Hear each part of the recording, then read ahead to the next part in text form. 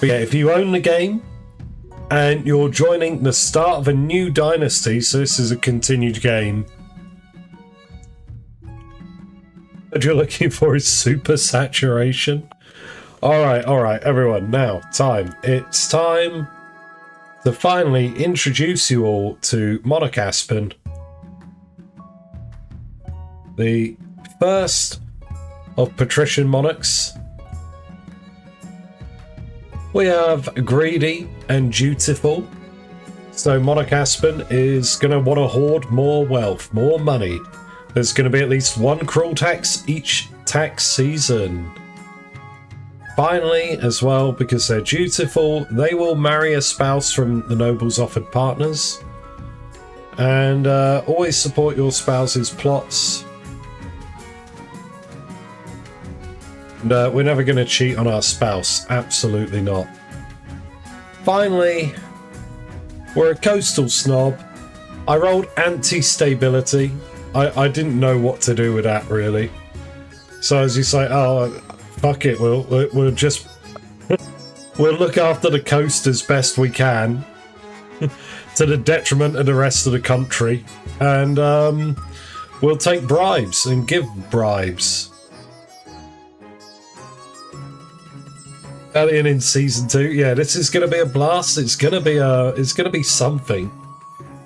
It's always a bit weird when I roll like anti-stability or anti-authority, because it's like, okay, how do I do this?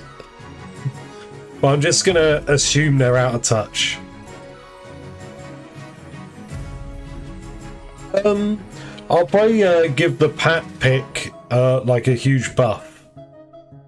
Like, it'd be weighed heavily in their favour, so they'd have to show up and absolutely crap the bed. Like, if they show up like they're bad with money and they were engaged once but it fell through, then the others will probably have a shot, you know?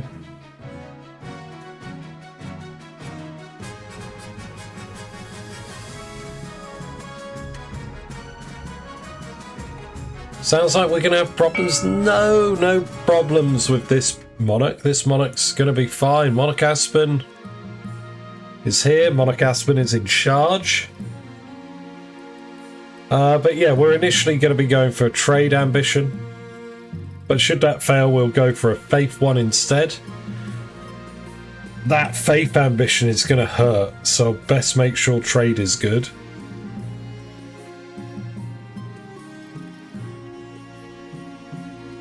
Just in time. Just in time for a civil war.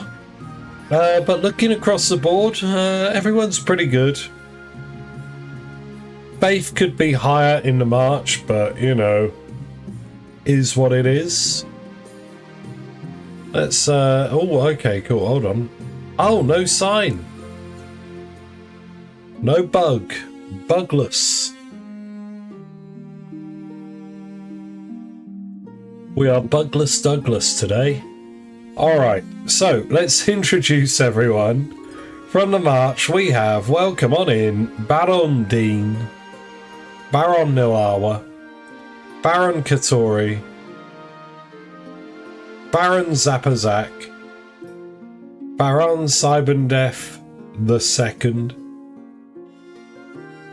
Baron Swedish Leprechaun, Baron Mero, and Baron Wandering Shatter. We shall be free of the bug forever. Oh yeah, no, goddamn, I completely forgot. Thank you, Morgrim. Yeah, I forgot that happened. That was what, 2 weeks ago? My brain's just like, my brain's just liquidated itself and slipped out my ear hole.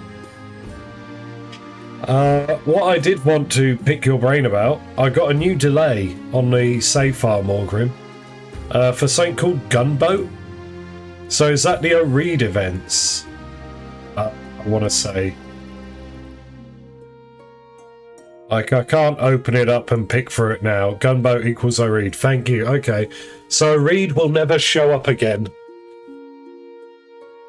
And it was automatically set to 9. So I assume once you marry O'Reed, it's blocked forever. You only get to marry O'Reed once. Oh.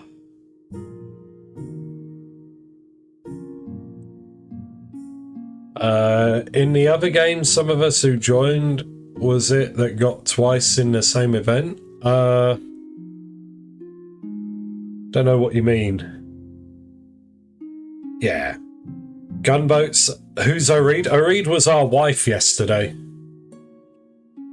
The lady from Kerf. But essentially, Kerf is like the only place in the setting that has cannons and a proper navy with like old gunboats. So in the quest line, O'Reed shows up with 3 ships loaded with cannons. And trades them to you in exchange for diplomatic protections. But if you follow it through just right, you fall in love and get married. That's provided you are a woman, because O'Reed only likes women. But okay, that's enough. That's enough distractions. That's enough me fapping about.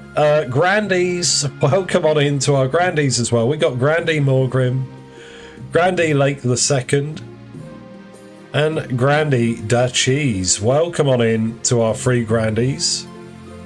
Yeah, there's I want to say 3. Well, no, technically 4. 4 special narrative characters that you can marry. Well, maybe 4.5. Because you've got the Fishman Prince, you got Glorb, the Fish Prince, you've got O'Reed from Kerf, and then you've got the Pirate Queen. You've then got your childhood sweetheart, if you go that route. And then finally, you can marry a member of your council, but that gets annulled right away. So you can marry the Chancellor in a very specific string of events.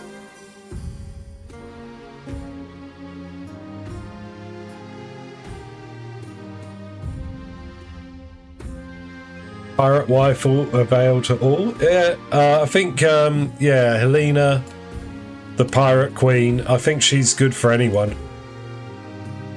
I think it's only O'Reed who's specifically just a lesbian.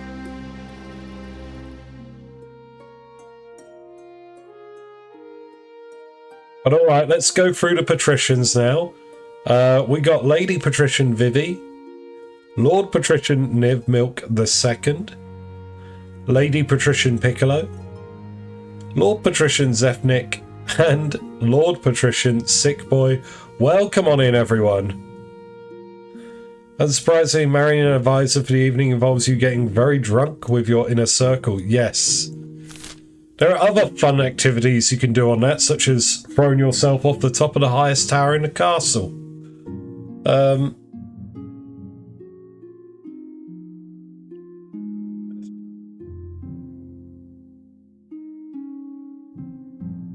Yeah, there we go. So we're all set up. Everyone's there. We're looking good. We're going to start, as always, with the path to victory. Your Majesty, the history books do not look kindly upon usurpers, unless, of course, they prove themselves worthy of the throne they have stolen. When you die, how do you hope the kingdom will remember you? I'm gonna be rich. I'm gonna be the richest of the rich. So rich, you won't believe it. They will call it my golden age. Yes, trade. Am I resetting? Oh yes, I should have done. Sorry about that. I had trouble, like, I came in, I set it up. Remembered I had issues with the Steam Deck. Realised I didn't have time to fix the Stream Deck. Lost my temper for a bit. Went and did a coffee. Came back and forgot about the kill count. And thank you for bringing it up. A lofty goal indeed. I suggest over the next few years you focus on improving the kingdom's overall trade as much as possible.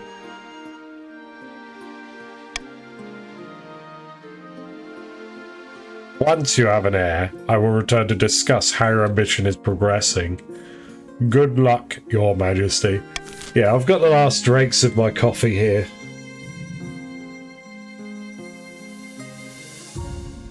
Let's drink that down before it gets cold. Let's see. Council introduction. Let's do handshakes with everyone. We did it. By the 9th, we had to pull some strings, but we got you that crown, just like I said we would. Now just remember to uphold your end of the deal. You're not really a monarch, you're more like an employee of the patricians. What the coast wants, the coast gets. But really, I'm the monarch now. I'm gonna tax the living fuck out of you. Relax, if you're from the coast, aren't you? If it's good for us, it's good for you, trust me.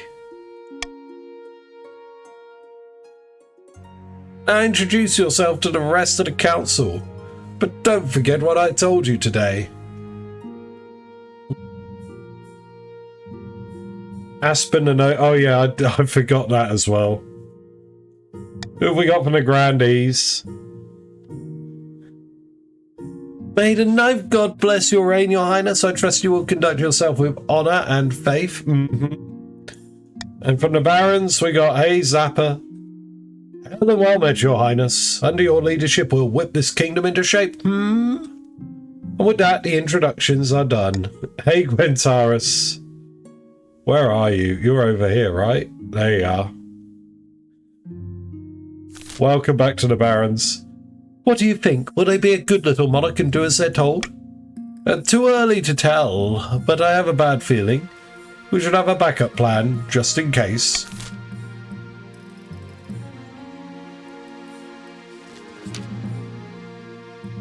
Your Majesty, you may have won the throne from Queen Herman III, but you must still answer to the council. As is tradition, they will decide what happens at your coronation. Alright, let's get it over with. Shall we call the nobles in? Baron domination? Probably not. I mean, you know, maybe.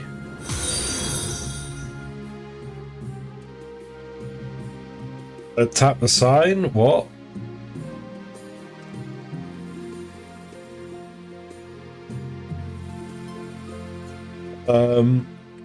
We need those bribes to pay the upcoming taxes. Ah, okay. Smooth things over with bribes? I mean, that could work.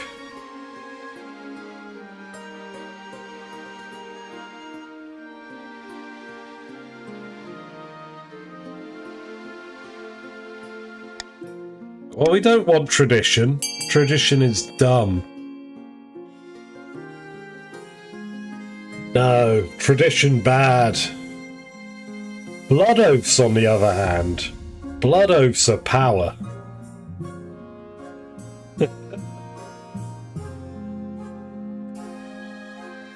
Oh, Gadahan, welcome on in. I didn't see you join. There you are, buddy.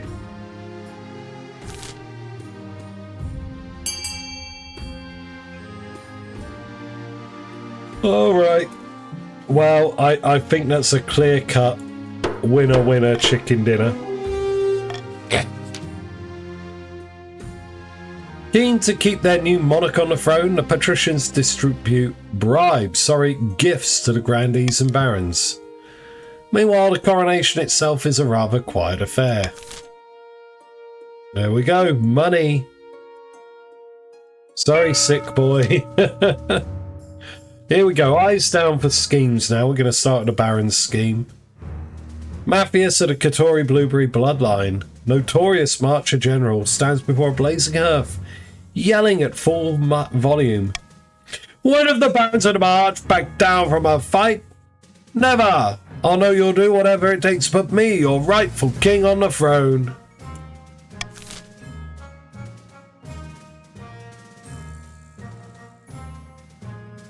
let's see. We got modernization, propaganda, and gunpowder. So we got the 3 Baron specials here. I think across this dynasty, modernization is won twice at least, maybe 3 times, and I think gunpowder's won at least once. I don't think propaganda has had much love though.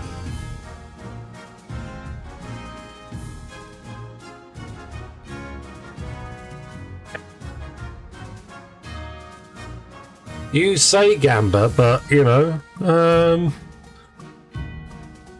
that's most of you. I'm going to do a final countdown. If you're a Baron and you've yet to vote, now's the time.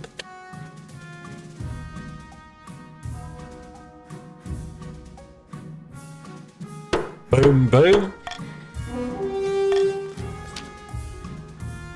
The Barons plan to persuade the population that only a charismatic general can protect them first. Common folk must be afraid.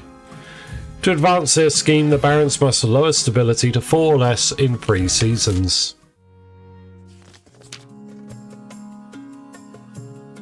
Agrippa of the Viviradia family, charismatic Navy Admiral, scribbles with a well-used quill on a hardwood desk, explaining in measured prose. How very cunning of us. Aspen now sits on the throne, and the patricians are in charge, but the other regions will already be scheming to depose them. Do we stay loyal to the new monarch or cut our losses and put me on the throne instead? What's it gonna be, patricians? You got A, loyalist, B, monopoly, or C, conspiracy. Is loyalty worth taxes? That is the ultimate question.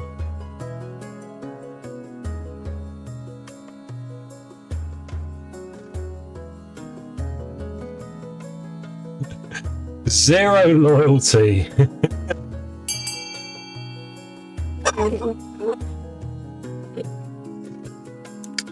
Oh no, Zefnik.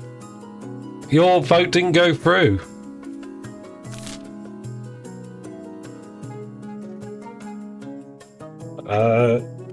I don't know why.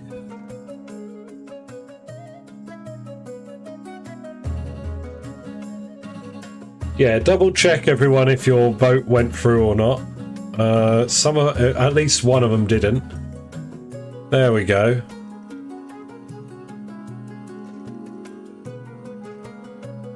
My trait is greedy and you didn't veto the loss of my personal wealth. Exactly. Yeah, there we go. Indeed, Monarch Aspen is a patrician after all, and everyone knows to never trust a patrician. They're probably planning to betray us already. The patricians plan to privatise the entire damn kingdom. First, they must build up their industry. When will the dynasty reset? And never. I'm going to keep going until I get the final achievement on this one. That's the plan. To advance their scheme, the patricians must raise their trade to 5 or more in 4 seasons. Simo of the Morgrim Moon lineage. Simo is a new name. Is this one of the new names for the monarchs? Infamous southern mischief maker stands bathed in sunshine, ranting in a fury. A false pretender occupies the throne while my claim is ignored. Grandees of the south, this is a stain on our honour. We must not allow it to go unanswered. Alright, options are for grandees: A, sorcery, B, doppelganger, or C, uprising. With sorcery, you'll make a deal with Afmoral, the storm wizard. With doppelganger, you're going to look for a body double to replace me with. And with uprising, you're going to try and incite a rebellion amongst the peasantry. Alright, who is here? Who is here? Lake, you get a deciding vote. Lake Lock, where are you? There we go. Every grandee has voted. We're going for uprising.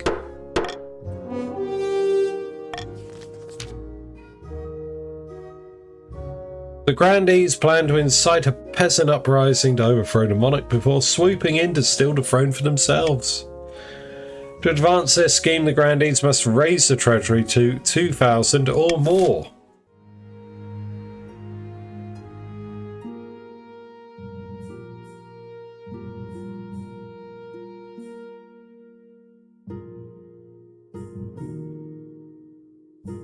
So here we go. For today's Rogues Gallery, we got Matthias of the March, a questionable claimant. The barons are going to pursue the propaganda scheme. To start off with, they need to lower the kingdom's stability to 4 or less in 3 seasons. Currently at 5, they've got to get stability down 1 notch. Zero. The questionable claimant of the south, pursuing an uprising scheme. The Grandees want to make sure that the treasury is more than 2,000 gold in 2 seasons' time. It's probably going to be good. And finally, Agrippa, our distant cousin from the coast. The patricians are pursuing a monopoly scheme. Their first stage, they want to raise their own trade to at least 5 in 4 seasons. They currently got 8 trade.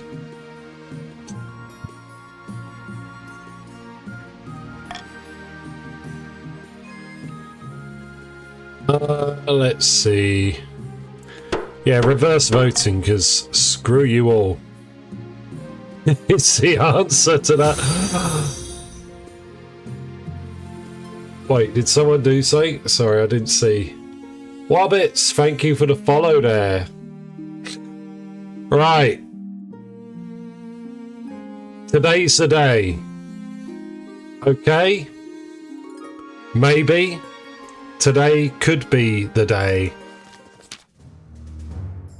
Your Majesty, it's my honour to invite you to our Lord's Hunt next year. The hunt will be taking place in late spring. Keep your schedule clear. Hunting for sport is a cruel practice, and I intend to ban it. What? I'm sorry, did I mishear you? Ban hunting? Ban hunting? Ban hunting? Surely you jest. I'm not joking, and I'm calling a vote right now.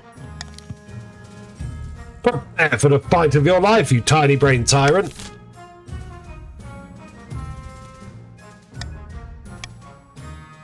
We're going to ban hunting.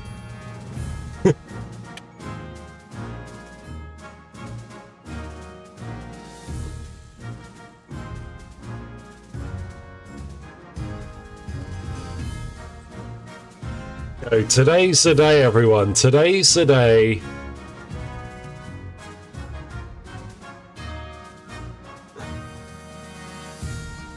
We're going to get the achievement. We're going to ban hunting, the arena, and jousting all in one game. We believe that achievement is out there. We're going to get it. When one of them shows up for the first event, I've got to go for it. No! How could this happen? We won't tolerate this. Just you wait and see. With the ban of sports hunting, a quarter of the March's economy becomes illegitimate overnight. The barons are furious, and so are the peasants, whose feudal overlords are suddenly full of spite with a lot more time on their hands. There are reports in the March of peasants being flogged for minor crimes. Without hunting as an outlet for the nobility, the March has become a much more dangerous place for the common folk.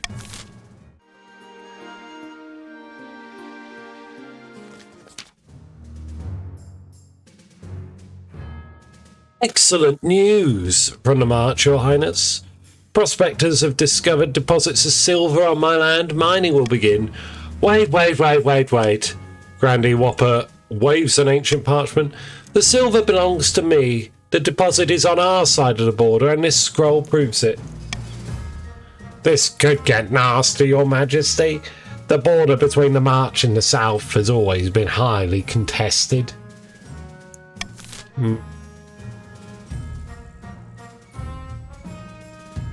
I'm gonna say, reverse voting. Vote for whichever one you don't want. I repeat, vote for whichever item you do not want.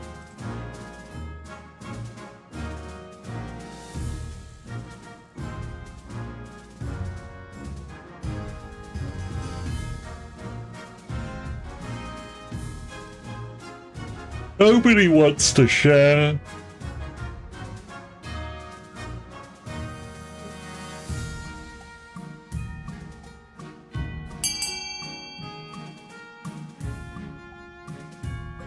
They are. Well, come on in, Whopper. There you go. Alright. Easy peasy. With a furious glance at Grandy Whopper, Baron Mero storms out of the room. I did say. So you had to see that, Your Majesty. I'm sure he'll get over it. My silver now.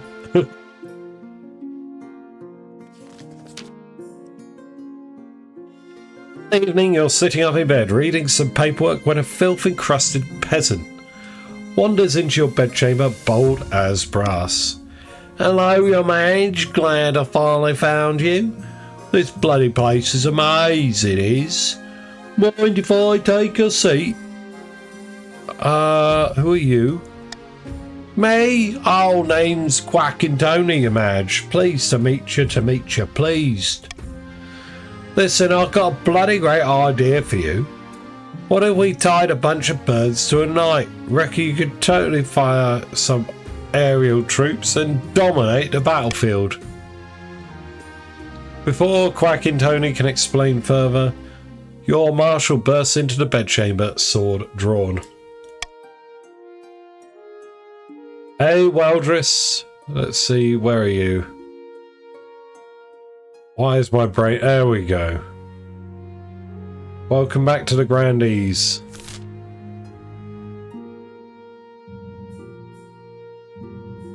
Your Majesty, I'm sorry I didn't come sooner. I have no idea where the Palace Watch are. Do you want me to kill the intruder?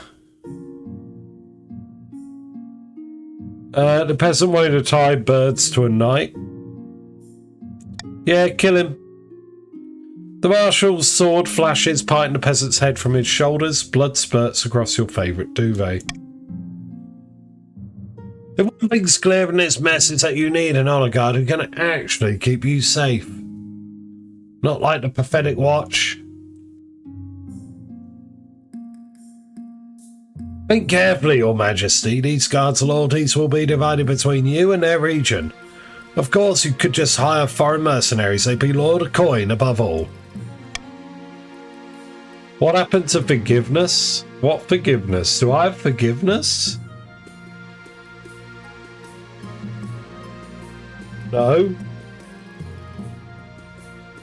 I don't forgive.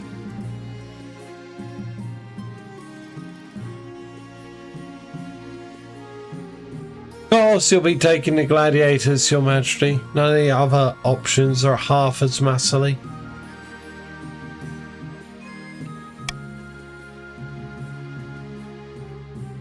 I've made my decision.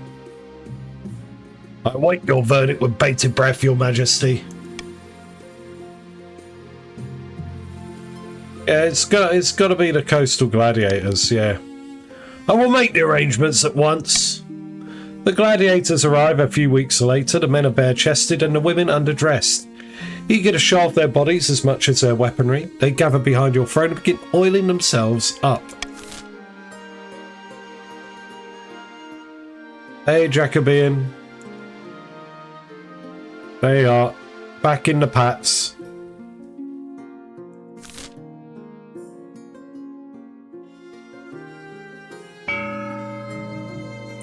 Alright, we got our first auction here. Now then, if you're a baron, you will want to lower stability.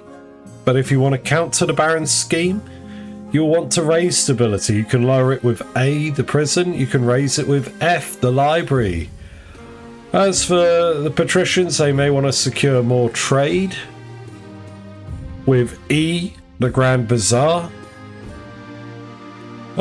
B, the Thieves Guild would lower trade for the Barons. Which, oh wait, this isn't competitive. You just got to have more trade yourself. Okay.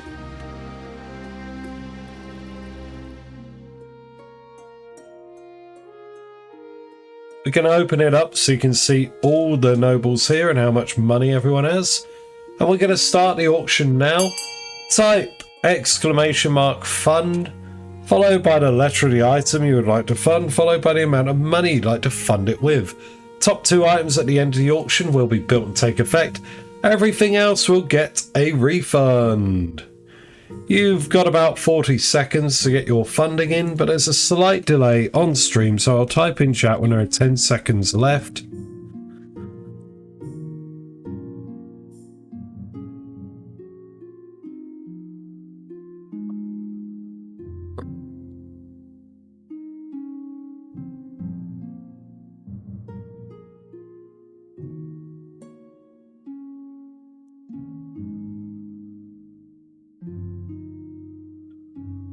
Whoa, shit, 10 seconds, go, go, go. Sorry, I keep yawning. Oh, God.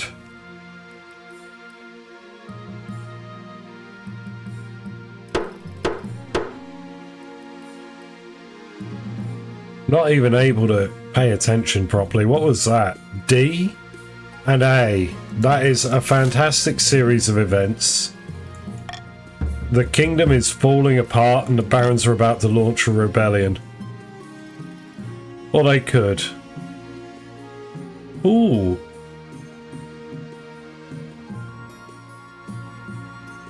Let's do the mining news.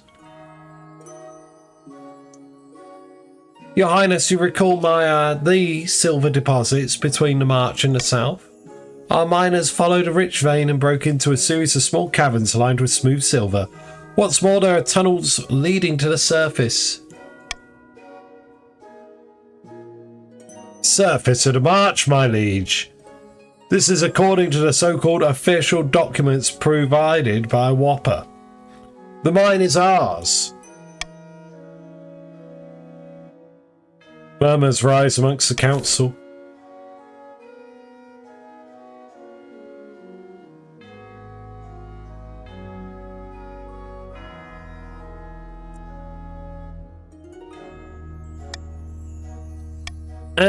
We already decided to give it to the Grandees, so... Kinda just leave them to it.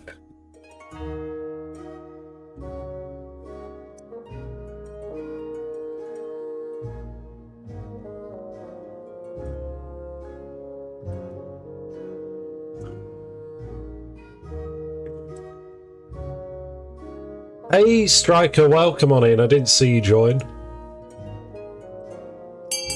There you are. Welcome on in. Just getting shafted. To be honest, the ability to ban hunting. Like, because I'm going for that achievement, I was going to take it. The Grandees are relieved with your decision, while the Barons complain they can hear pickaxe strikes thudding below their feet. Okay, this is pretty rough.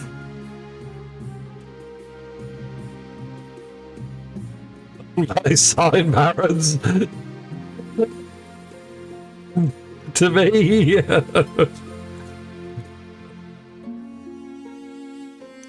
What's this? Your Serene Highness, I've had a fantastic idea to boost trade in the coast. A Celestaff fair. A what? Oh, this is a rare one, right? A fair. Merchants and investors from all over Celestaff, not just Kerf, Saul and Tavlin, but distant Aratesh and mysterious Valamir, even Ashmedians, if they can behave themselves.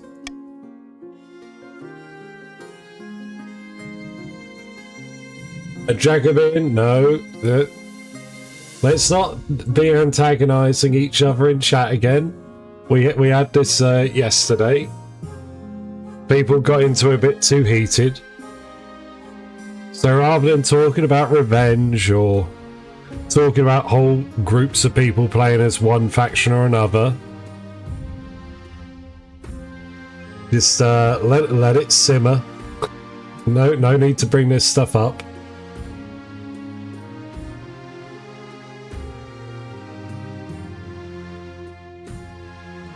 Yeah, no, I know, but stuff like that is like, because it got a bit heated yesterday, I just want to keep an eye on it and make sure things don't. This is one of the roulette events. It happens when a scheme wants to raise trade. Oh, nice. It'll be the first of its kind, a place for traders from across the realm to meet, swap stories and show off their wares. Of course, we'd need council approval.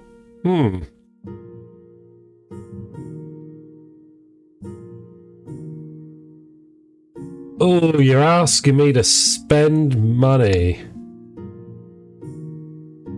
Well, you know, we wouldn't want it in the March. The March is a bit shit.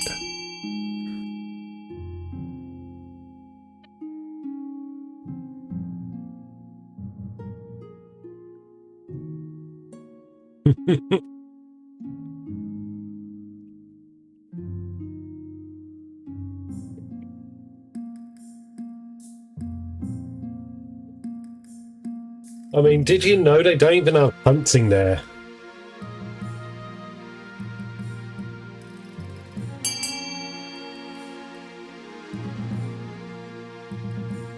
Alright, 11 I think is a solid winner.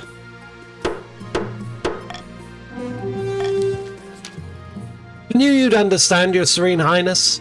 This will put our kingdom on the map. Well, the coastal part of it at least.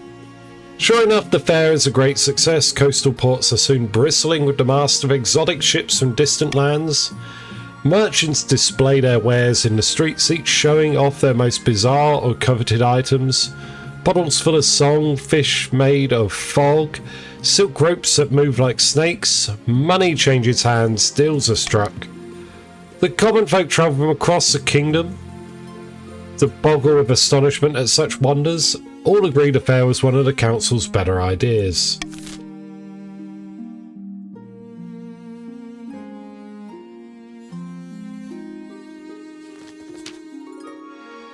Your Majesty, it's important you find a spouse sooner rather than later. I'll take the liberty of finding eligible candidates. What is your preference, men, women, or do you not mind? Women, Chancellor.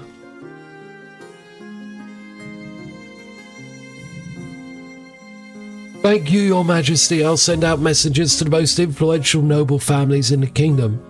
Let's see what they have to offer. It's an easy enough decision. You're marrying to the patricians as we agreed before you took the throne, right? I don't know.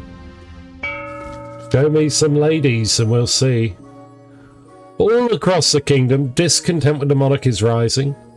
Everyone knew they were better off, but until now it hadn't occurred to most people just how much better off. Now the peasants are asking all sorts of troublesome questions about their benevolent overlord. And as everyone knows, once a question has been asked, it cannot be unasked. Somewhere in the vast southern hills is a forgotten pilgrimage site. Once it housed the saints' bones, now it plays host to a secret night meeting of grandees.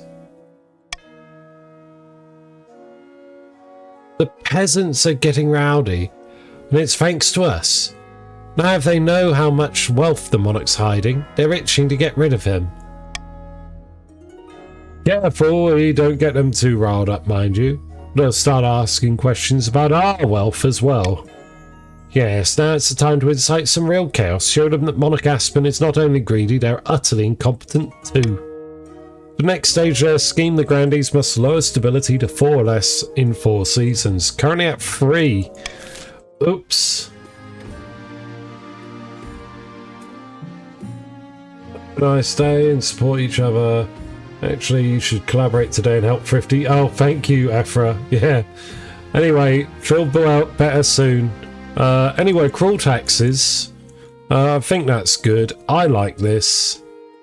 You like this? We all like this. Hey, Taro. Oh god, Hater or just bundles on in. Where are you?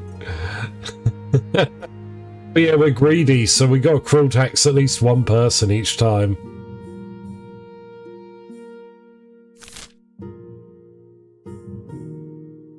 Yeah, cruel tax everyone. I think a nice start.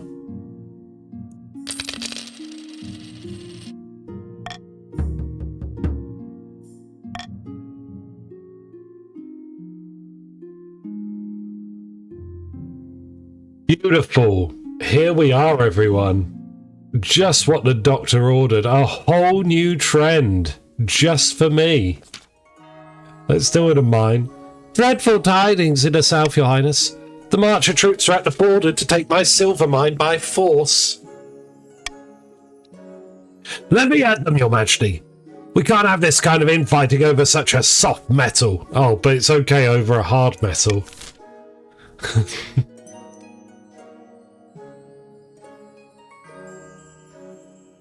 100%. We're going to send soldiers to defend the mines. Vote A, everyone. We cannot allow this insurrection.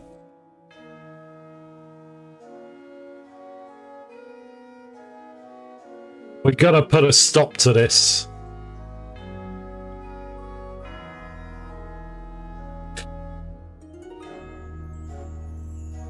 Damn, it's pretty close.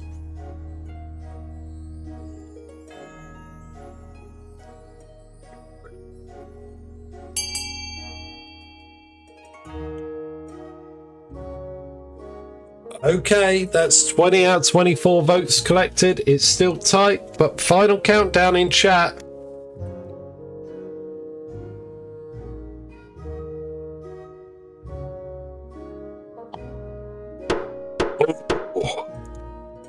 Well, I hate to break it to you, but you can see what I wanted to do.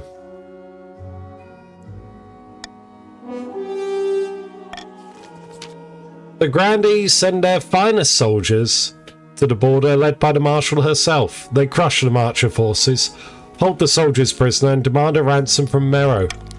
But he cannot afford their demands. His soldiers are conscripted into the Southern Army. There is no more arguments over silver. There we go. The silver problem is over.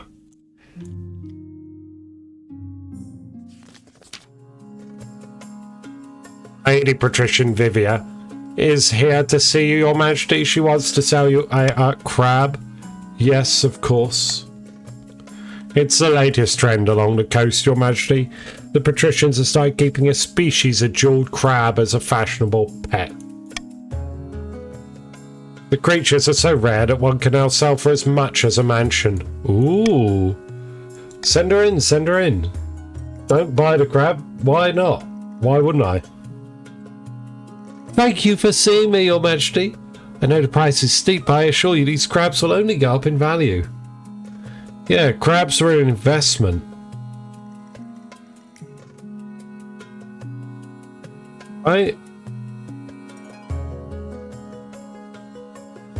I'm greedy. So I love to hoard wealth and only ever want to spend it on things that benefit yourself.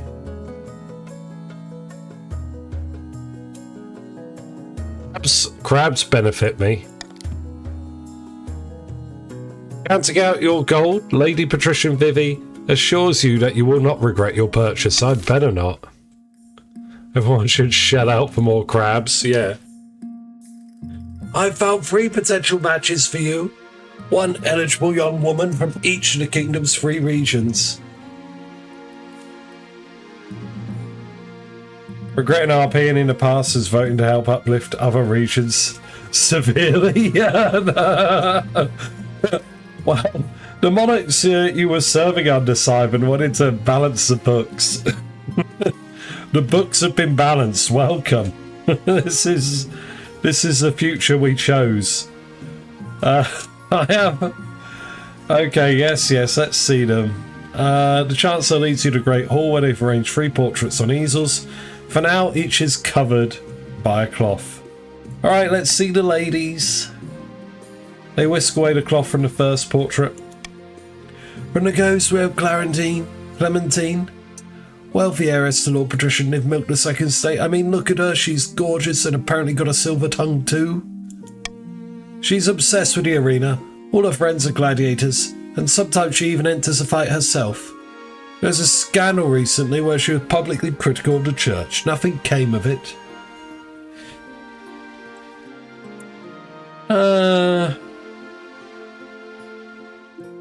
Yeah, she's pretty good. I'd say lukewarm.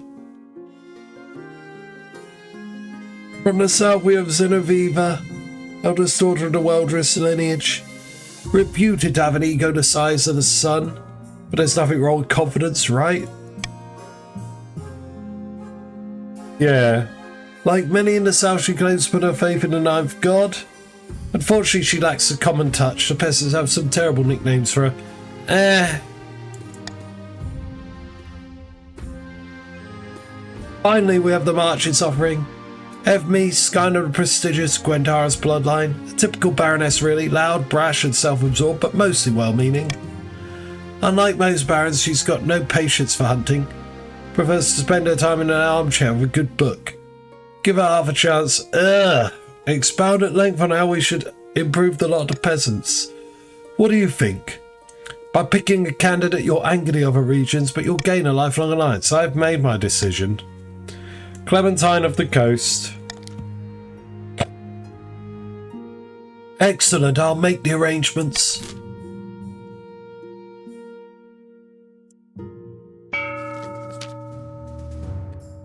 Monarch settles into their young reign. A general has risen in the march, the indomitable Baron Matthias. General, terrible news.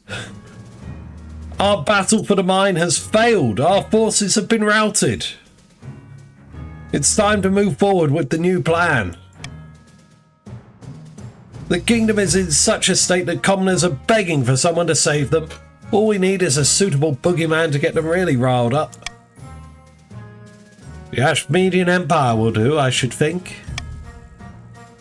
After all, they've always coveted our lands, especially in the March. And how would our dear monarch stop them with the kingdom in such a state? Good thinking, General. While your campaign warns of the Ashmedian threat and proposes a march of defence, we will build an army to back your words. The next stage of the Baron's scheme, the stat goal is to have the highest military in 3 seasons. Oh no! The battle for the mine did it!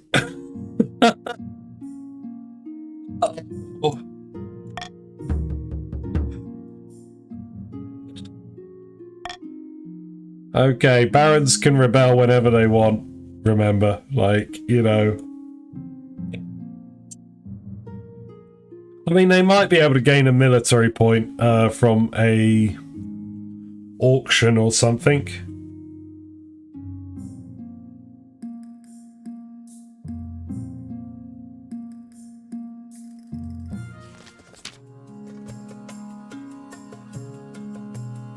The elderly Patricia Demetria, a cousin many times removed from Lord Patrician Zefnik, died in her sleep last week. She was nearly 90, would you believe? Better in than most of us get. Indeed, Your Majesty. She stayed at home in the coast most of the time, enjoying herself. But she could have spent more time on her accounts. She died without a will, and the nobles are scrambling for her estate. Lady Patrician Demetria was my relative. I wrote to her at least once a year. Of course the estate should be mine. My great-great-grandfather used to play backgammon with her. He swore she intended to leave it to our family. By the 9th, that's a pitiful claim. My poor aunt? Yeah.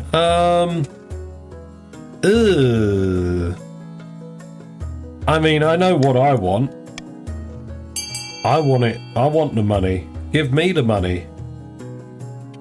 No, Zefnik, get out of the way. That's my cash.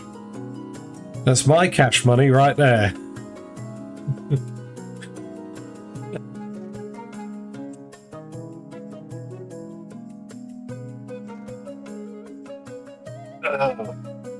We're gonna go full Bannerlords. Not Bannerlords, is it? Mount and Blade Warband. King Ragnar awards the fiefdom to King Ragnar.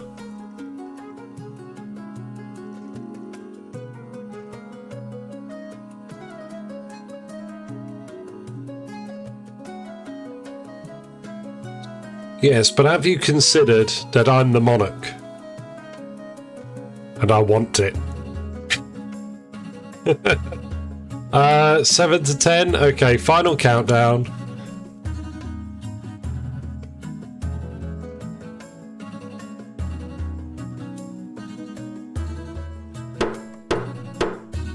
Oh, it happens, Cybern. There's an ebb and flow to the numbers of people in the game. The treasurer is delighted, the nobles far less so. Wagons roll in from Lady Patrician Demetra's estate laden with expensive fur coats, old chalices, and antique ceramics. All these new riches crowd the treasury but give it a charming atmosphere. You trust the situation is resolved? Why join if you're... Well, I mean, we've been playing for like, what, 40 odd minutes? So, I mean, yeah, it's like saying, why would you play for 40 minutes and then go? Well, I mean, people have lives. That's the deal. Like, people aren't beholden to be here for the whole thing from start to finish. Lord Patrician Jacobin strides into the council chambers, distraught, waving a dead rat by its tail. Komori, hey up. Hey up, Komori. Where are you? There you are. Welcome on in. Welcome back to the Barrens. The fields and barns and coasts are overrun by vermin, and we've no more poison for these horrible things. We can't cope anymore.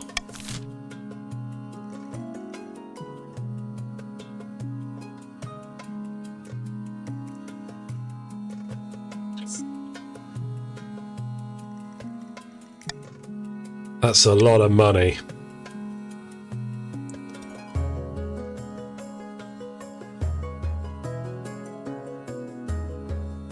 Hey? Oh, yeah, no, they passed the first stage of their scheme advisors. They're in... Wait. Yeah.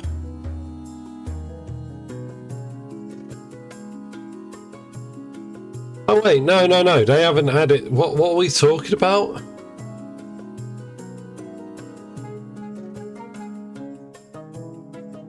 They haven't even passed it yet. It's everyone else has passed it.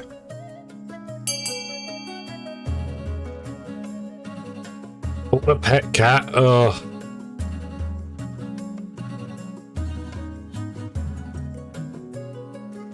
Gonna make me spend money.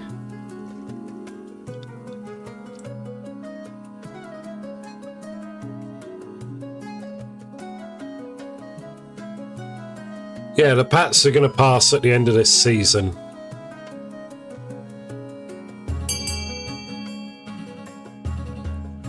"12 is a winning vote.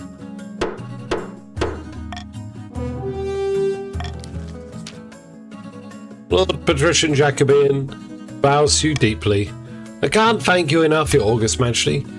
You send a caravan of cats over to the coast. By the time they reach their destination, they're both hungry and very angry.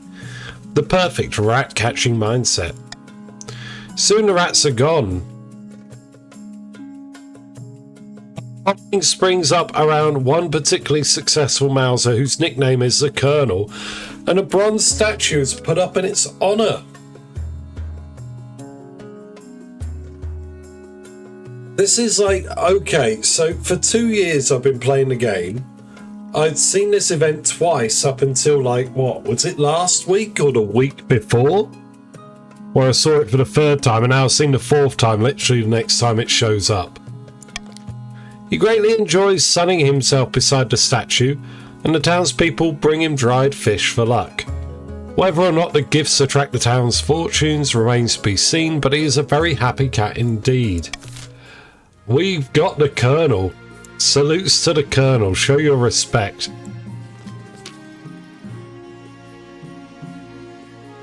Your wedding to Clementine is naturally the talk of the kingdom. Nobles and peasants alike travel from across the realm to attend. For a week and a day, the capital is one giant party. It feels like you're the only one not taking part. Instead, you're getting ready for the ceremony.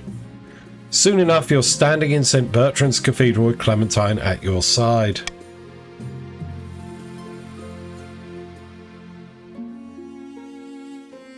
You take this woman as your lawfully wedded wife. I do, Archie, I do. And I pronounce you married in the eyes of the kingdom. After the wedding, of course, there's a feast, and after the feast, a dance. Your new wife, Clementine, laps up the attention, delivering a witty speech in which she flatters you outrageously. By the time you find yourself alone with Clementine, it's past midnight, and you've never felt more tired. You danced so very beautifully. It was such a wonderful day, wasn't it?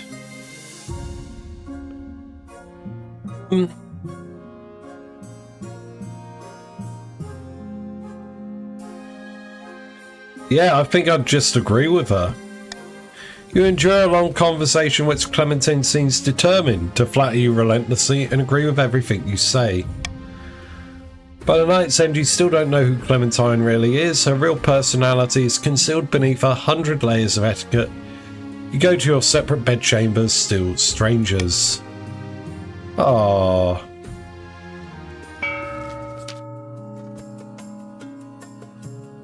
In a dingy seaside tavern, two patricians of the coast meet to plot their latest scheme. The ghost of Godwin has never been better.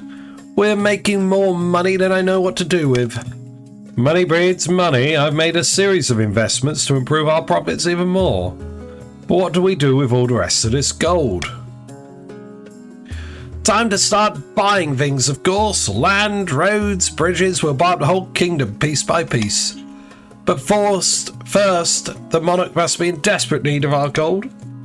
To advance their scheme, the patricians must lower the treasury to 1,500 or less in 2 seasons. Good luck. So, a clear forerunner in events is the Simo and the Grandees.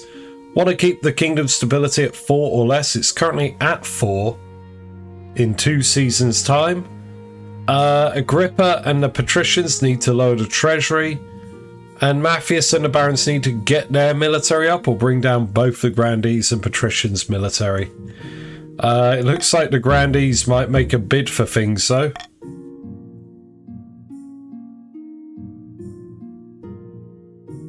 Oh. Alright, crab futures and an irksome legacy. Graves are swollen to unforeseen heights, Your Majesty. More crab news, really? Trade is so profitable that the patricians are shutting down textiles mills to focus on crab catching. Thousands are unemployed.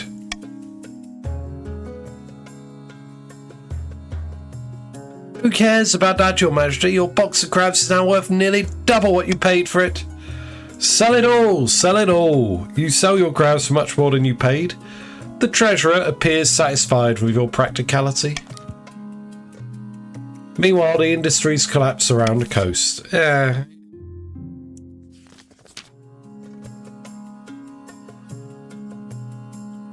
Your Majesty, the treasures of the Lady Patricia Demetra.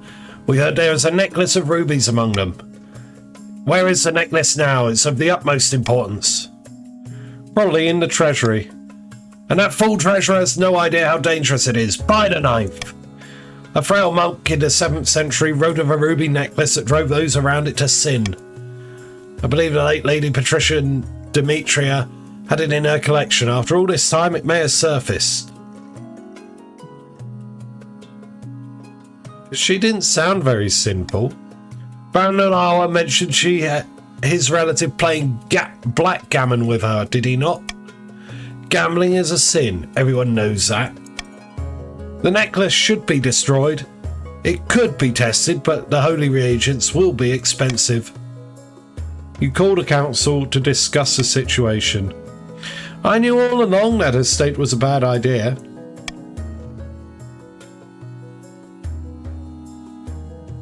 Aye, as did I. Bad business is what I always say. Such a shame your August Majesty fell foul of this evil magic.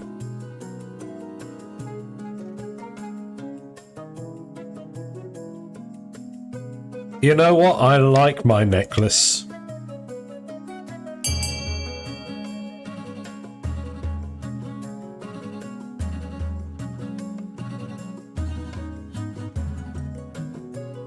I want to keep my necklace, okay? In fact, I'm going to wear it to court all the time.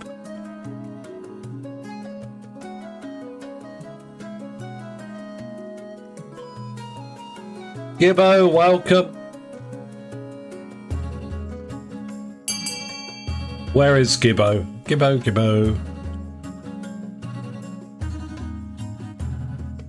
Oh, wow, okay. The flowers baklava. Hello, Gibbo Nexus. Welcome on in. Everyone say hello to Gibbo in chat. Grandy Flowers Baklava, welcome on in. I didn't see you join, but welcome. And why am I blind? You're along here somewhere, right? And there you are, top of the Barrens. Oh. Alright. Final countdown, everyone. Oh, thank you. And the Flowers Baklava, hello to you as well. Everyone say hello to Flower in chat. Gibbo, yes, if you don't already, give Gibbo a follow.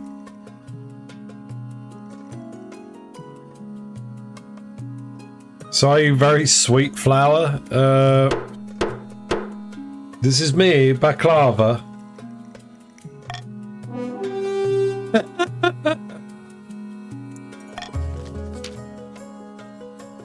You dismiss the High Inquisitor and return to your duties. Thankfully, no great sin is forthcoming, no more than usual. You gain quite the reputation for your rough attitude towards the Inquisition, and some of your nobles and magistrates elsewhere follow suit. There we go, finally some good authority.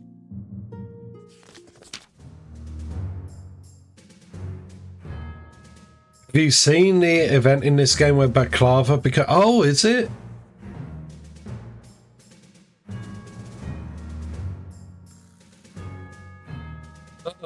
Which faction is that from? I'm gonna say the Grandees. Wait, maybe? Oh, it's the Counts. Ah, okay, cool.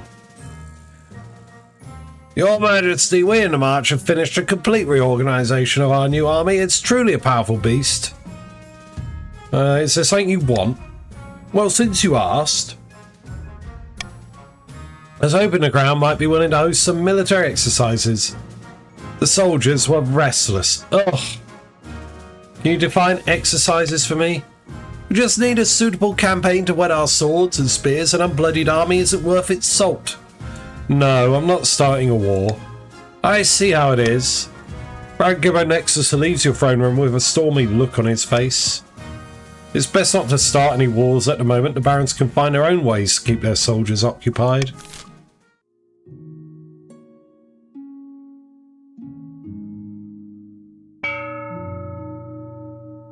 But let's see. So the barons can bolster their military with B, the fortress. That's something they're going to want to do.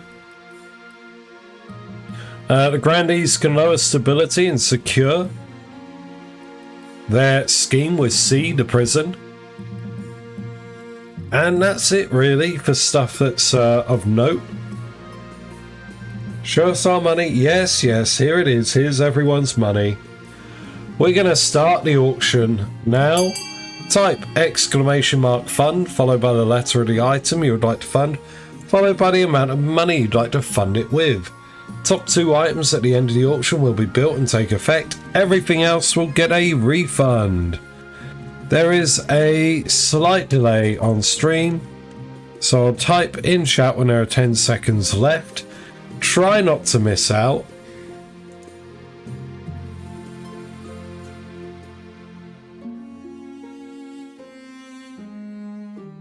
B and D, C and B.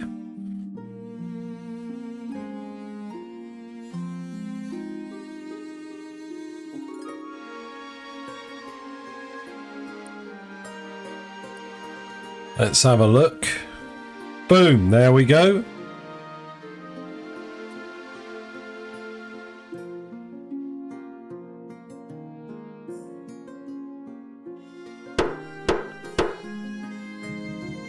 Oh.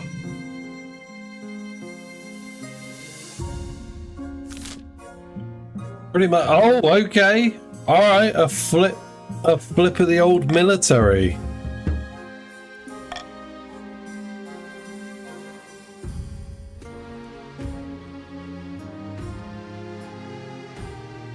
Okay, the call of the arena. Aspen, I have something I need to discuss with you. I've been honing my combat skills in the practice yard, but I long to experience the real thing. The arena is my hometown is looking for volunteers. May I heed the call?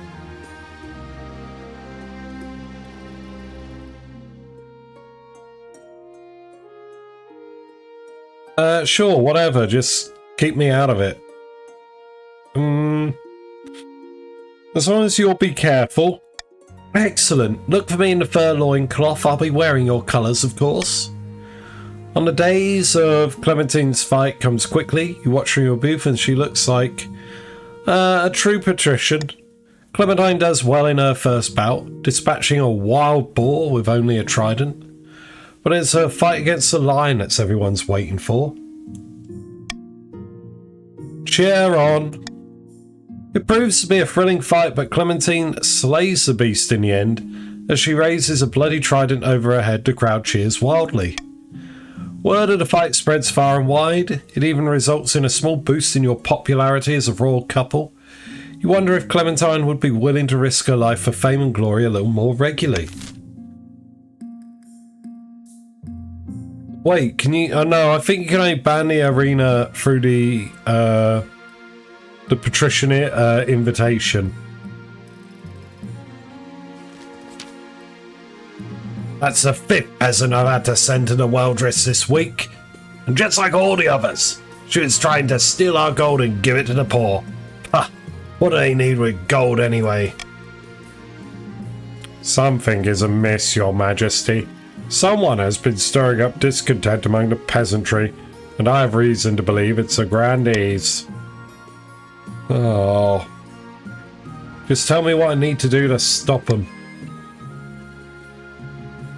The achievement only the Summer Games. There we go. Thank you, Morgan. A peasants' uprising is trouble if not de-escalated quickly. The grandees will capitalize on the instability and install Asimo as king. So we can have you more. Put the fear of the ninth into them. You misunderstand. That's exactly what the grandees want. It will cause chaos. Your Majesty, you must get a grip on the common folk. If the kingdom is stable, discontent will not be able to spread as easily. This will give me time to root out the conspirators.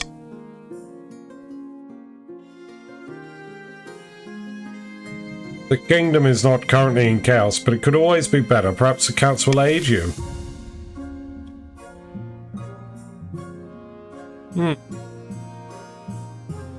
Yes.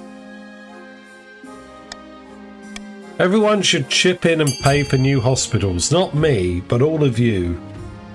TL, hello, welcome on in. There you are.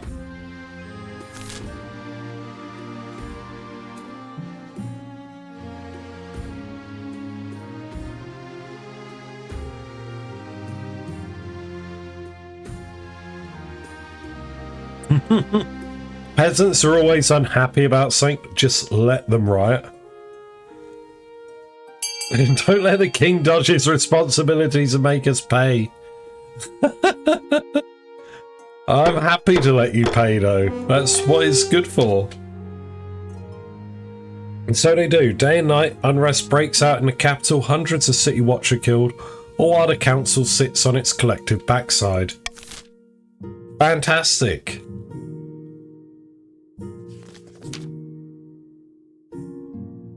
Full marriage to Clementine has grown stale. Oh, you get along well enough and you made some good memories, but there's no spark.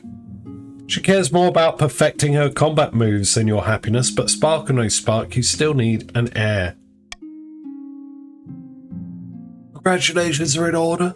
The royal wedding was a magnificent affair, but something's still missing. You need an heir. You need someone young whose loyalty is assured. A child of your own would do the trick even if they're a bastard. or the youngest of your many cousins? Yeah, I'll make my youngest cousin. Of course, an entirely sensible idea. I will make the arrangements at once.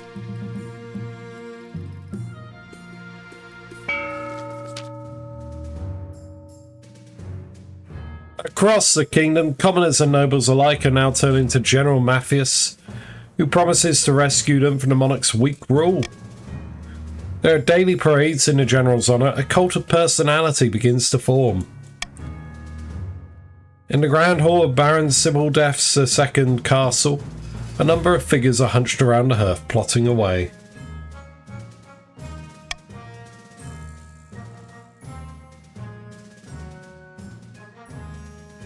Soon, the people will beg us to depose of our pathetic monarch. The general is in place. Now it's time for the final blow. What's next? You can either provoke a civil war and take over the palace for the monarch's safety. That involves raising others' defiance. Or enact a swift and brutal palace coup, lower authority.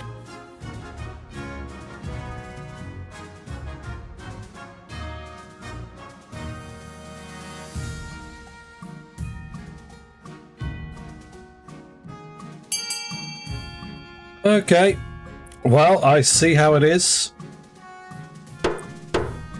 That's a clear-cut, lower authority. Brutal and efficient. I believe a general will be happy with that.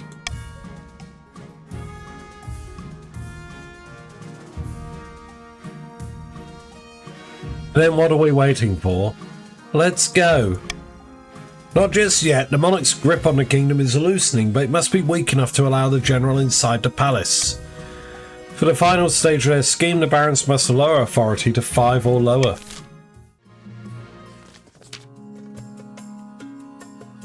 Sitting on a bench outside a sun-bleached villa, 2 patricians of the coast meet to plot their latest scheme. The thrice-cursed monarch is still refusing to sell us any public land. It makes sense. The treasury's flush with coin right now. Patience, my friend. Let us bide our time until the monarch's gold runs out. The patricians' aim is to lower the treasury to 1,500 or less.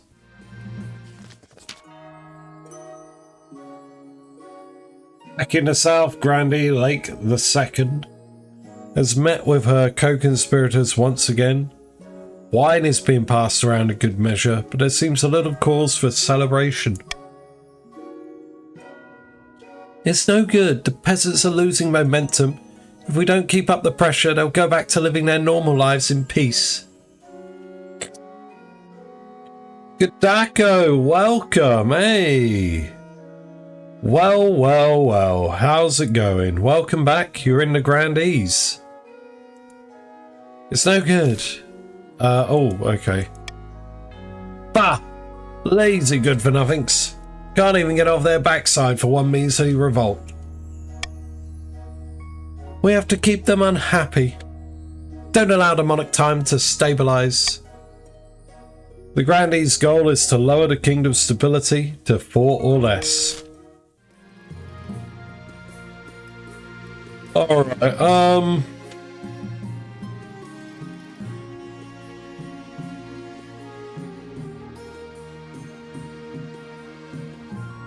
you know,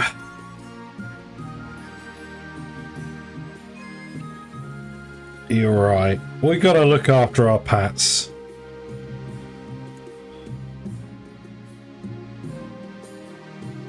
We're not bribing anyone, don't be silly.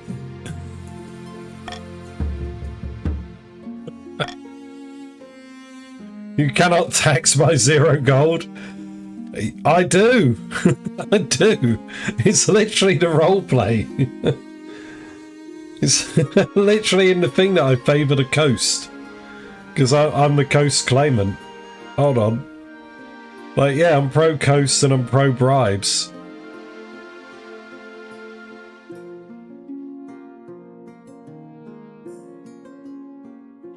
My money. I'm my bad. I need it. I need the cash.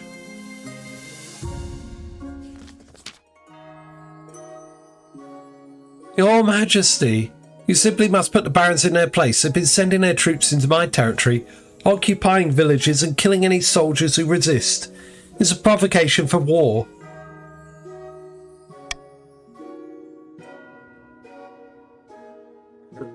Yeah, please don't put all caps in chat.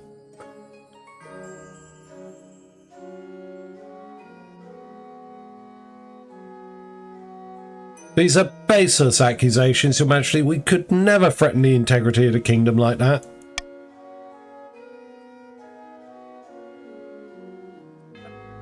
Didn't you ask me to start a war recently? Not exactly, Your Majesty. I'm only asking for suitable military training exercises.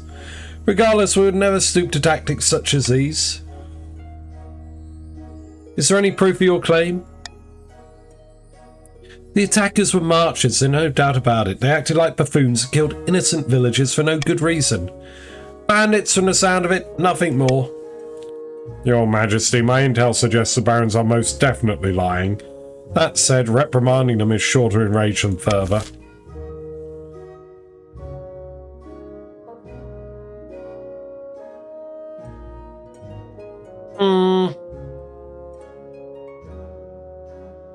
I think it's very clear. Barons should withdraw and we'll fine them for their trespass. B is the way, I believe.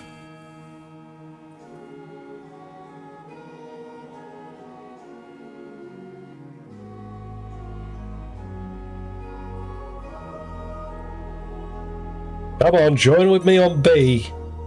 We're not gonna let the barons run roughshod over the grandees, right?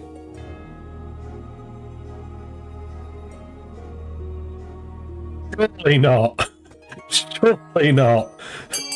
Surely not. Oh my god, this is so close. That was alarming.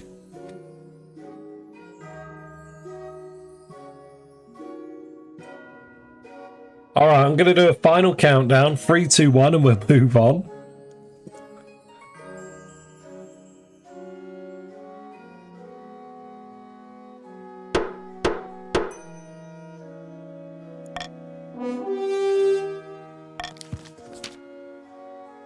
The council orders the barons to pay reparations as they continue to profess their innocence. The grandees are mollified. With nothing else to do, the barons are moulding. Your Highness, I've come to submit a complaint about the grandees of the south. Lately, they've been neglecting their tithes. How dare they forget their duties to the church? The worst offender is Grandee Gudako. They haven't paid their tithe in years. Gudako just got here. I want an example made of them.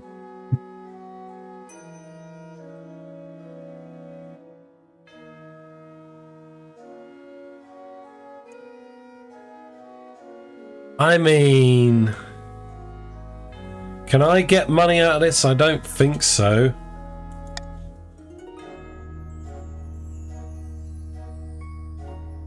Let's not mess around. We don't want to put anyone in jail.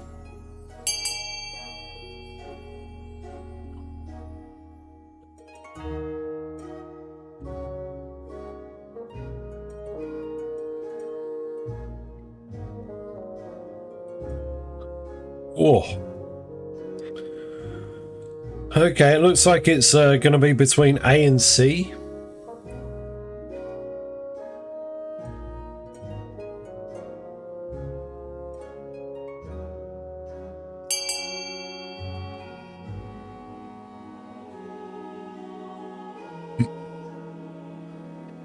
And see, the church has still not found the embezzler. Yeah.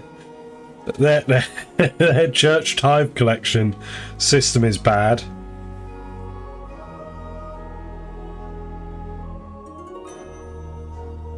Alright, well, the grandees should be exempt from paying their tithes, I guess. We are blessed. But the rest of us have to keep paying tithes to the church. Why are the accused grandees so special?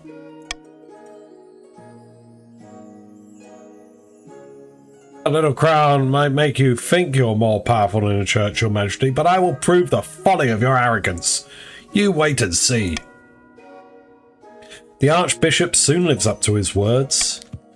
Throughout the kingdom, priests preach to their flocks that the monarch is a baby kicker and a devil worshipper. The gullible peasants lap it up. Oh, it's spiraling. It's starting to spiral. Oh no. Bad news, your majesty. A new reef has been discovered which is overflowing with millions of jeweled crabs. Crab prices are crashing catastrophically. Huh? The entire kingdom will suffer financially, your majesty, with the exception of a few patricians. Curiously, Lady Patrician Vivi, the very same patrician who first began the crab craze, recently sold all her crabs at a huge profit just days before the crash.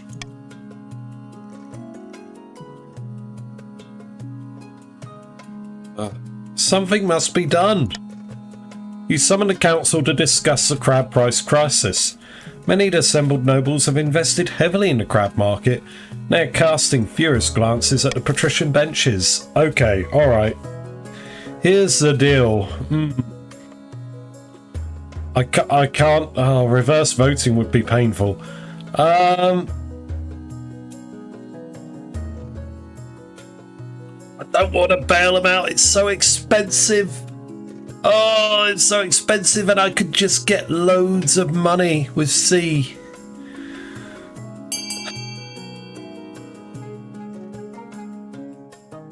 Oh, 2,000 gold to fix the coastal economy. Ah, that's pricey. Or I could just dip right into Vivi's pocket and pick up 18,500 gold pieces. Or 18,500, sorry. I heard you need money. I always need money.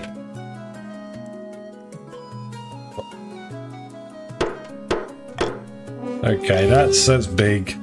Your soldiers storm Lady Patrician Vivi's opulent mansion, arresting her and confiscating her ill-gotten crab gold. The trial will be held as soon as possible. Outraged patricians protest that your actions are illegal and make a mockery of the law. Don't they know you're the monarch?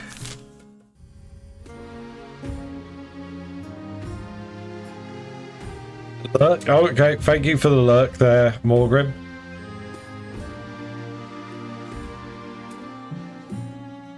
You want to rebel?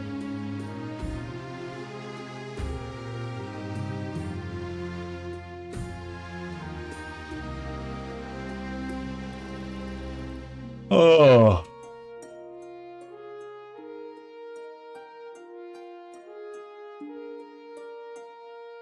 Alright, well look, I need to go to the bathroom. So I'm going to run an ad break for a moment. I'll be back in a bit. If enough barons rebel by the time I'm back, then so be it. See you in a moment.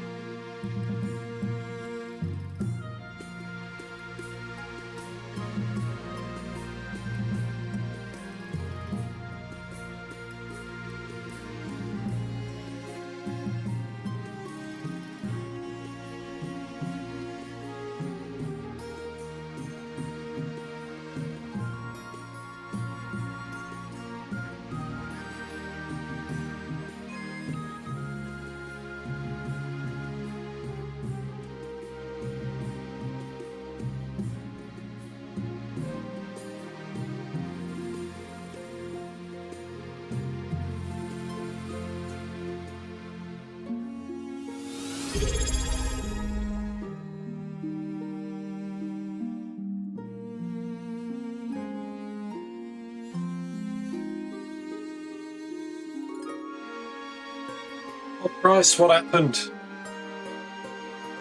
Teeny Bert, thank you for the sub. Oh, thank you, Teeny. There we are. Oh dear. Thank you very much. 15-month streak. Damn. Year and a quarter. I really appreciate that. Thank you.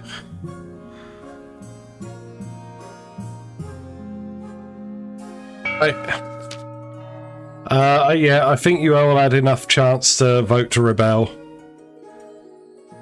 Back in the South, Grandee Lake, the second has met with her co-conspirators once again.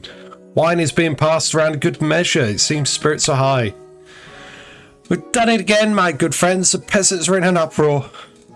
Riots are commonplace across the kingdom. I foresee no negative consequences of this. Other than for the Monarch, of course. We're blessed. I'm sure the Monarch is already cowering in their palace. Who knew the peasants could be so useful? Now then, only one step remains. I have two proposals for the plan ahead. One way or another we'll push the peasants to turn violent. Lower all trade or lower all farming? What's it gonna be for the Grandees?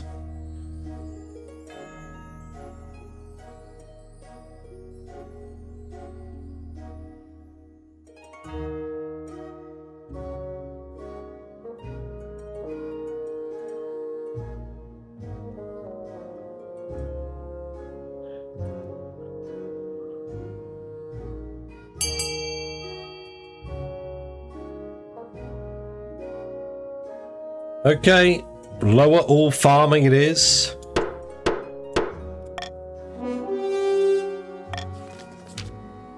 Diabolical. Why, you might even call it evil. Nay, it's for their own good. When you think about it, everyone will be better off with a Simo on the throne. With this final push, we will ensure the Monarch soon has more than just a few angry peasants on their hands. Yes, and once the fighting starts, I'll be right there, ready to step in and negotiate. For the final stage of their scheme, the Grandees must lower all regions' combined farming to 15 or less.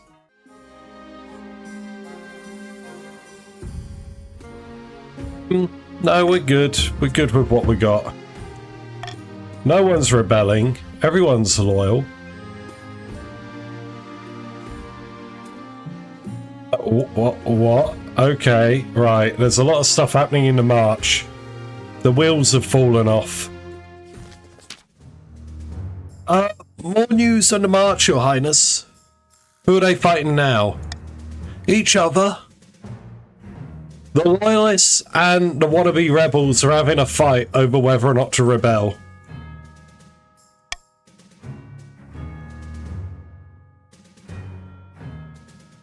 Great battles are erupting all across the march, but they're always fighting.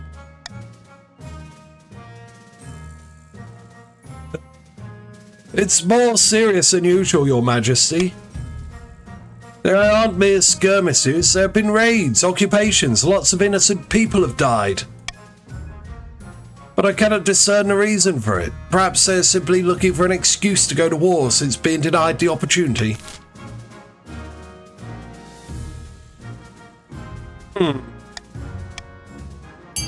This suits me.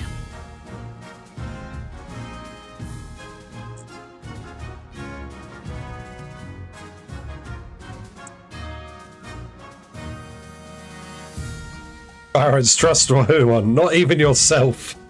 It's true. Democracy is true.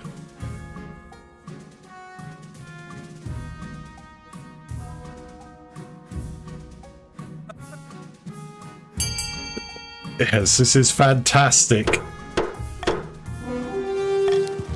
Continue your infighting. There you go. Let's burn off some steam. It's not for the Monarch to get involved with the internal affairs of their vassals. The barons agree. They continue their fighting for months until their forces are near depleted. The march burns for the sake of their pride. Ooh, that's rough.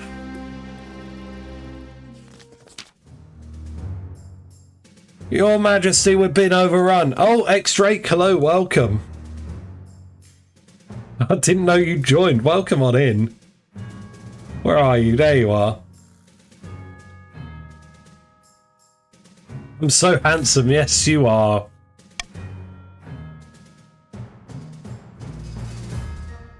By sword and spear, mind you, but by rabbits. And not particularly virulent breed of curved dye rabbits, to be precise. They terrorize our farmland and rip up our crops. They breed like, well, rabbits. The council must do something. I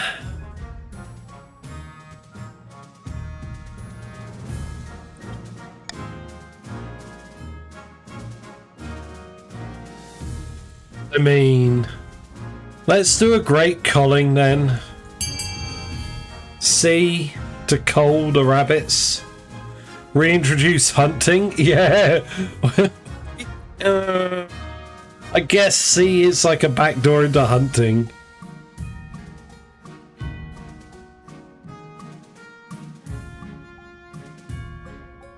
Oh. Let's move my mouse out of the way.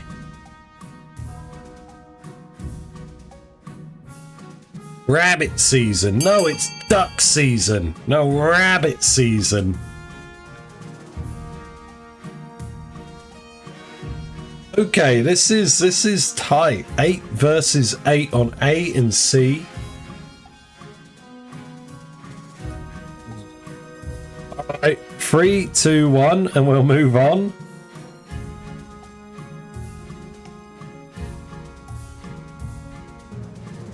Gonna make me spend money. Waiting on Monarch season. Not coming, not coming. You search far and wide for a suitable predator to rabbits before settling on a species of Valamir red eagle, which you import in vast numbers. What could possibly go wrong? Unfortunately, oh no. The scheme does little to help. The eagles fail to control the already abundant rabbits which continue to propagate. They'll eventually settle into an ecological niche and stabilise without spreading to other regions. The new balance comes at a heavy cost to the march. Well, everyone, that was that.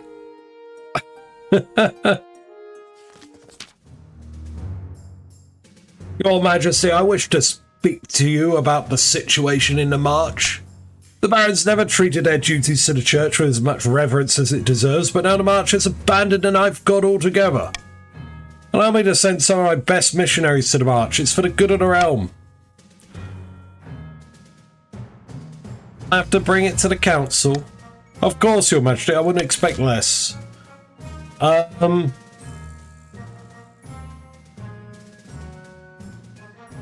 I don't know what to tell you.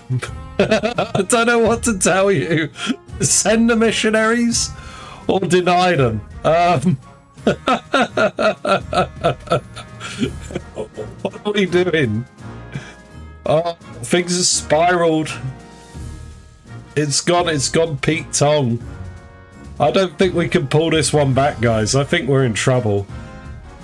Okay, chat. I think we're in dire straits here. It's cursed. It's you know, some stuff's happened. Stuff has indeed happened. Things are transpiring.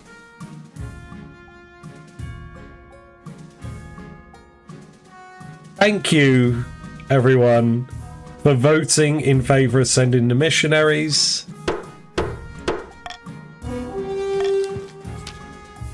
There's a power play by the church, plain and simple. We won't forget this. Barons just perpetually upset. The mission goes ahead despite the protests from barons. The results are less than promising. After being run out of more than a dozen towns in the march, the missionaries head back to the capital with their tails between their legs. Oh look, 1, 2 and 3. Still, the Archbishop hopes their preaching might have laid the groundwork for future attempts.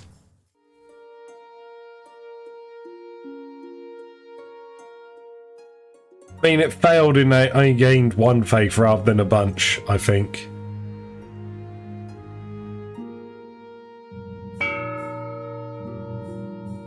Okay, well, we know where things are. The revolution is upon us.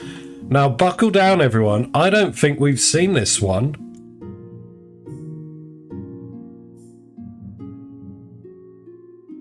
I don't know if I've seen the peasants' revolt before. So let's see it. The situation is becoming untenable, Your Majesty. Even if we are able to win this civil war, something else is looming. Can't we have the spymaster deal with it? I'm afraid there's little I can do against this kind of enemy. We're not simply facing some disgruntled, easily assassinatable nobles this time. The people of the kingdom itself have turned against you. They aren't merely trying to overthrow you. They're calling for the destruction of the monarchy itself and the proclamation of a new People's Republic in its place. They are led by a former shipbuilder, as I understand it, a woman named Lila. I see. This will be a difficult situation to defuse, Your Majesty. I'd advise diplomacy. Perhaps Lila will be willing to forgive your transgressions if you meet with her and hash out a compromise. Or I'd take a detachment of City Watch door to door and start rooting out these revolutionaries and sending them to the Weldress. Might be your only chance to regain control now is through fear.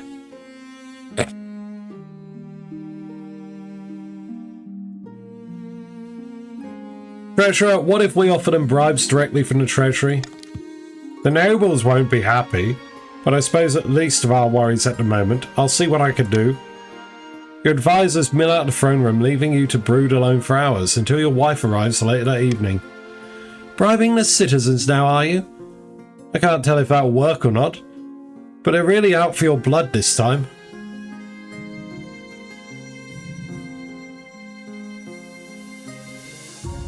Glad you're here with me, at least. Yes, likewise, I suppose. Days pass in a blur. The rumbles of discontent spread like tremors across the capital. Even from inside the walls of your palace, the earth seems to shake with the power of promised change. Time drags on like a hot rake until the treasurer hurries into the throne room, lifting her skirt for added speed. It's no use, Your Highness. Even cold gold wasn't enough to convince the people to step down. What kind of soulless monsters are we dealing with here? They don't want your money. Bribe our enemies, and what can we do? Leave it to me, Your Majesty. If these creatures won't listen to gold, then they'll listen to the sword. Yes, kill them for me, would you? Aye, Your Majesty, I'll get it done. More day passes. Precious time trickles away. You feel the walls of your palace closing in. When the marshal finally returns to meet you, it's on a gurney just inside the front gates. She's lifeless. The red of her cape mixes with bloodstains splattered across her chest plate. Not all of it is hers, at least. Your August Majesty, look. Your eyes flit away from the dead woman, and you see them, a mob of peasants, no, an army, armed not only with pitchforks but with swords and spears and clad in patchwork armour from all the regions. They're amassing outside the gates. This is no mere riot but an insurrection. The marshal is dead.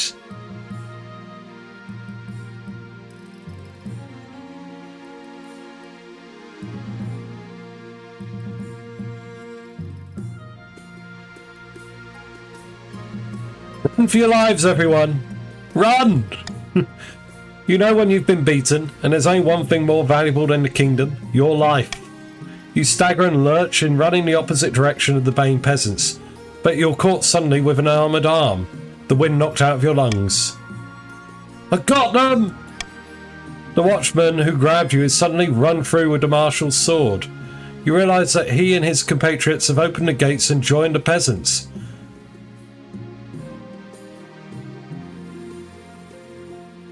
Most of them do come from lower classes, after all. Raven traitor bastards! I'll gut you like a fish! Oh my god! No, it's the Marshal. She's back from the dead. Lost in her rage, she doesn't notice the watch captain behind her. One swing later and her head has been removed from her shoulders. Oh my god, no. I love the idea that she just she just woke up. Oh my god. What effort from the Marshal. It's but a scratch. The Honor Guard form ranks around you, protecting you as best they can, but they're surrounded on all sides. Blood soars through the air, you cover your ears, but the war cries and death throes are impossible to block out. When everything comes to a quiet, your Honor Guard lay dead at your feet. Your wife desperately readies her own weapon to try and defend you, but it's mercilessly cut down in a matter of moments. My wife stuck with me even when the mob are here, tearing us apart?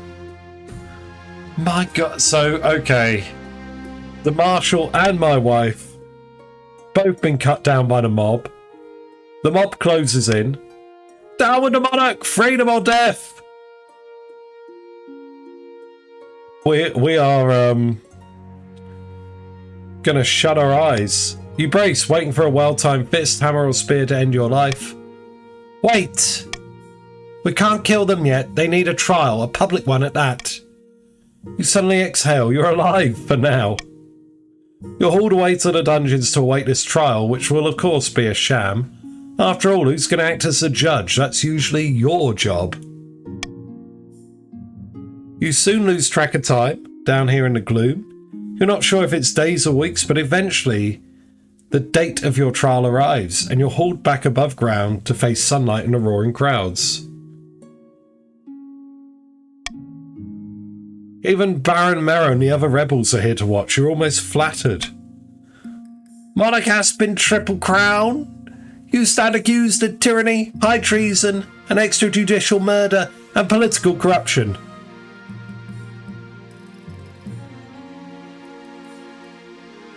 What's that add up to? 4 years in prison?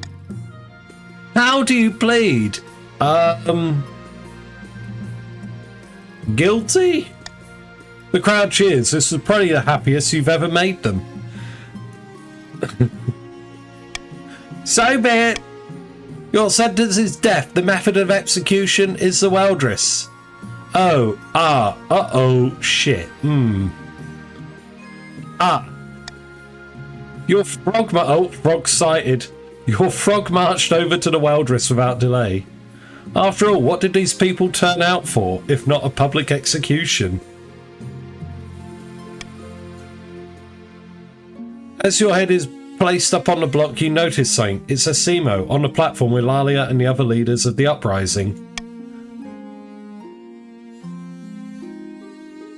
Whatever you do, don't listen to that one in yellow. Nonsense, Asimo may be a noble, but he's a true revolutionary hero. None of this would have been possible without him. Hurry this up, Lila. I'm tired of listening to this obsolete pig dog trying to undermine our glorious revolution. The blade falls, the crowd roars, and your life comes to a sorry end. Boom, boom.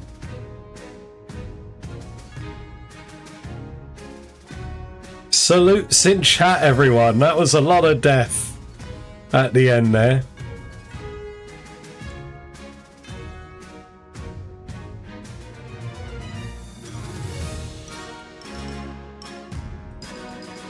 GG, yes, GG all. Alright, we're gonna have a...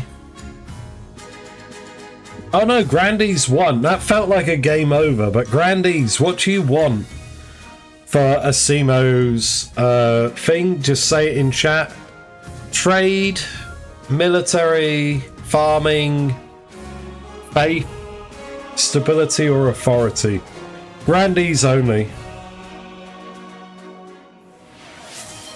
Trade for me for Whopper, farming, faith. Ours is shocking. Everyone's is shocking.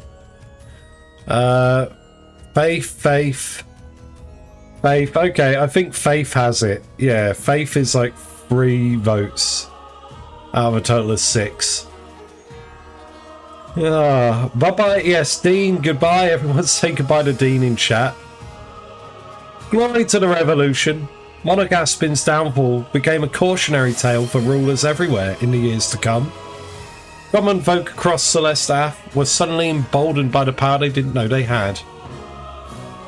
Zephnik, goodbye. Everyone say goodbye to Zeph in chat as well. The barons, led by Mero, launched a rebellion that accomplished nothing besides distracting the monarch, while cunning schemers took the throne.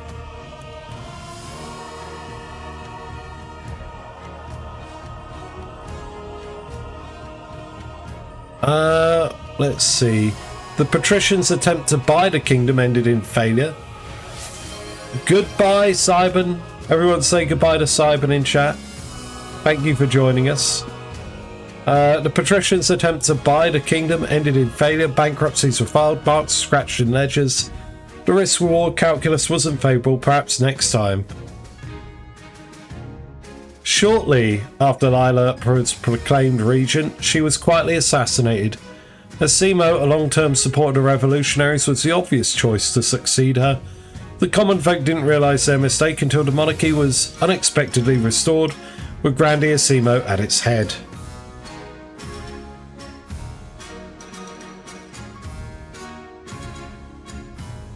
Not sure about the details, but it's a little bit of gameplay allowance to let you keep playing the game called King of the Castle. What do you mean the Grandi restored the monarchy after Lila died? How could this happen?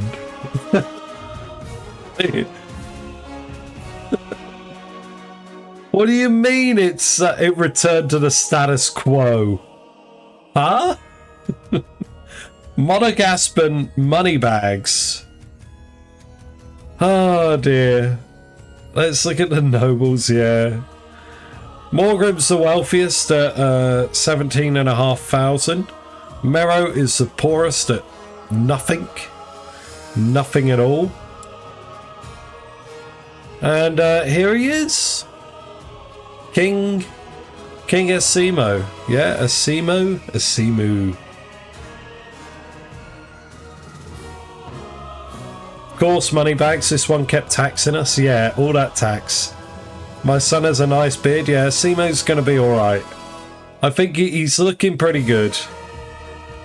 And we're going to go for a faith-based victory next time, which will be hard. It'll be very hard to get faith up.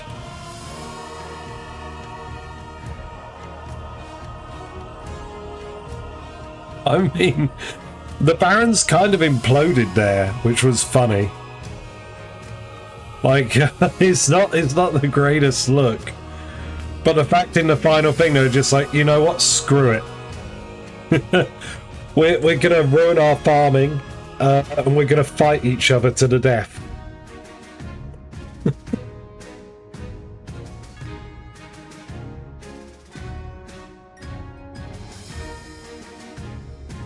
Oh dear. So, yeah, stability. Yeah, money, the treasury's okay. Let them eat cake. Oh no. But let's see, let's have a vote now. What should I play next? I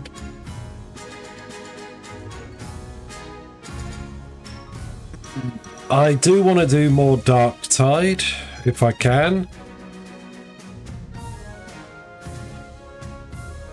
Then there's, oh, what's it called? Mega Bonk, I can play that.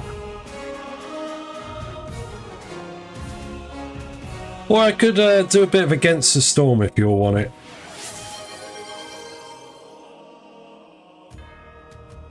Oh, you know what? Instead of Mega Bonk, I'm going to say Endless the Legend 2.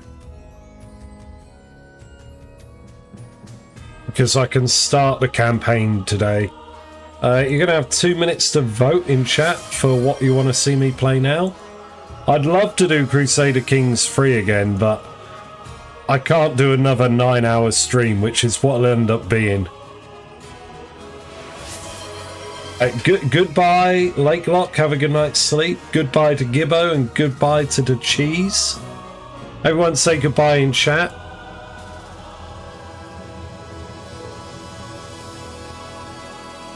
Bonk.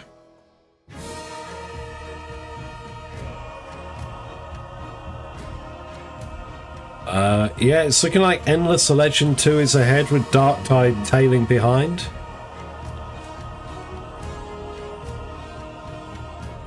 Gonna go prepare dinner? No problem, Whopper. Thank you for the lurk.